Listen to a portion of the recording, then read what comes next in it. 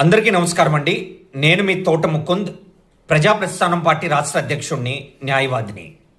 ప్రజలారా, మన ఆంధ్రప్రదేశ్లో మెజారిటీ ఆఫ్ గవర్నమెంట్ హాస్పిటల్స్లో మెడిసిన్స్ ఓన్లీ కొన్నే దొరుకుతున్నాయండి. మిగతా మెడిసిన్స్కి పేషెంట్స్ బయటకు వెళ్ళి మెడికల్ షాపుల్లో కొనుక్కోవలసినటువంటి పరిస్థితి ఏర్పడింది.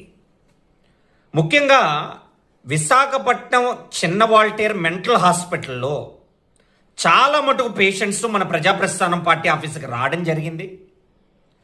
వాళ్ళందరి బాధ ఏంటంటే, ఇప్పుడు మెంటల్ హాస్పిటల్ సంబంధించినటువంటి పేషెంట్కి కొన్ని మెడిసిన్స్ మాత్రమే ప్రిస్క్రిప్షన్లో దొరుకుతున్నాయి. మిగతా వాటిని కొనుక్కోవాలనంటే అక్కడ ఉండేవంటి బృందం డైరెక్ట్గా బయటకు వెళ్ళి ఆ మెడిసిన్స్ కొనుక్కోమని చెప్తున్నారు.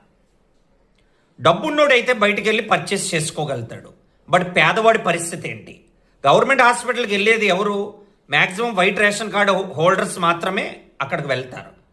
సో మంత్లీ ఆ మెడిసిన్స్ ప్రతి మంత్ వాడాలి. ఒక మంత్ వాడకపోతే వాళ్ళ ప్రాణాలకే ప్రమాదం. సో ఈ ఇష్యూని ఏపీ సీఎం గారు, డిప్యూటీ సీఎం గారు, ఎమ్మెల్యేలు, కార్పొరేటర్లు, ఎంపీలు, మినిస్టర్లు ప్రతి ఒక్కరు కూడా సొల్యూషన్ ఏర్పాటు చేసే విధం కింద గవర్నమెంట్ హాస్పిటల్స్లో ప్రతి మెడిసిన్ కూడా అక్కడే దొరకాలి అన్న పట్టుదలతో నాయకులు వర్క్ చేస్తే ఈ సమస్యని అడ్రస్ చేయొచ్చు అనేది మా ఉద్దేశం అండి.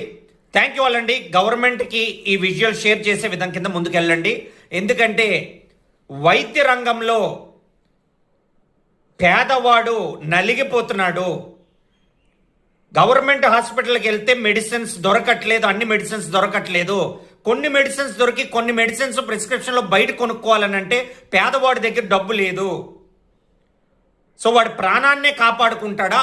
ఒక డిస్సాటిస్ఫైడ్తో అయ్యా నేను బయటికి వెళ్ళి కొనుక్కోలేకపోతున్నాను అని చెప్పేసి ఒక మెంటల్గా తను ఇంకా మానసికంగా వీక్ అయిపోతాడు. దయచేసి గవర్నమెంట్కి ఈ విజువల్ షేర్ చేయండి. మీ తోట ముకుంద్, న్యాయవాది, ప్రజాప్రస్థానం పార్టీ రాష్ట్ర అధ్యక్షుడిని. Thank you all. జై హింద్.